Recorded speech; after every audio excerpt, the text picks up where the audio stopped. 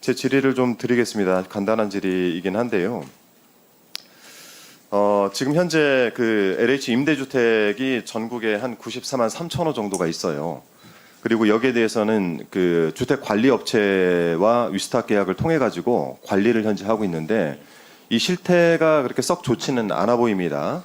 그렇다 보니까 아주 오래됐는데 2014년 12월 이 임대아파트 부실 비리를 막겠다라고 해서 그 LH 측에서는 여기에 대한 그 비리 관리에 대한 통제를 하고 여기에 대한 강화 방안들을 만들겠다라고 제도 개선을 발표를 하셨는데 이게 지금까지 봤을 때는 잘 시행되는 것 같지는 않다라는 생각이 하나 들고요. 두 번째는 21년도 5월에 MBC에서 관리업체 부실 감사를 취재를 한 적이 있었고 이때 LH 측에서는 100곳을 정해서 회계 감사를 진행하겠다. 그리고 비리가 적발되면 즉시 퇴출하겠다 선언을 하셨는데 당시 이 부분은 시행을 하셨나요?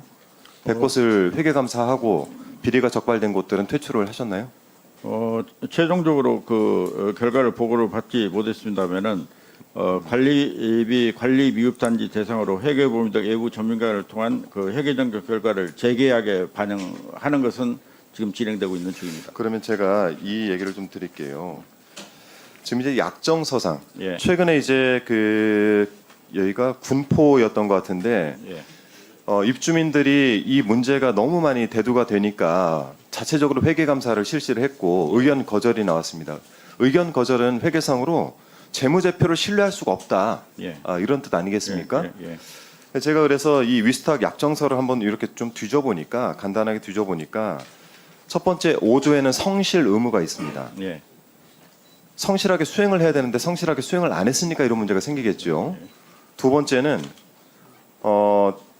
17조 계약 해지 등에 대한 내용 중에서 4번에 임대료나 임대 보증금을 수납해가지고 유용한 경우 예. 그리고 6번에는 다른 부정적 언론 보도 등으로 위탁자 이미지가 실추된 경우 그러니까 21년도 5월에 MBC에서 보도했던 건 아마 이 부분에 해당이 되겠죠. 예.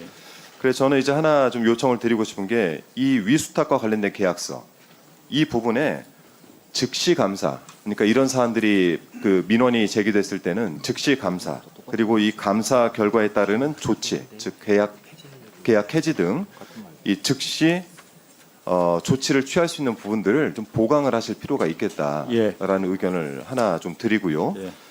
그리고 이제 용역에 입찰하는 사람들 여기를 보면은 이분들에 대한 자격 요건이 저는 이 납입자본금 5억에 대해서 조금 문제가 있지 않나 하는 생각이 듭니다.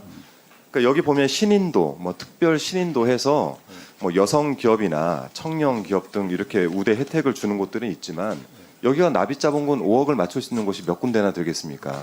즉 납입자본금 5억 이상을 낼 수 있는 곳들은 제가 볼 때는 일정 수준의 업체일 텐데 이런 업체들이 반복적으로 들어오고 있어서 이게 정례화되는 주민들의 불편으로 이어지고 있는 것이 아닌가라고 생각이 들어서 이 부분도 같이 내부적으로 검토해서 종감 때까지 이 두 사안에 대해서 별도 보고를 좀 해주시기를 부탁을 예. 드리겠습니다. 그렇게 하겠습니다. 네, 이상입니다.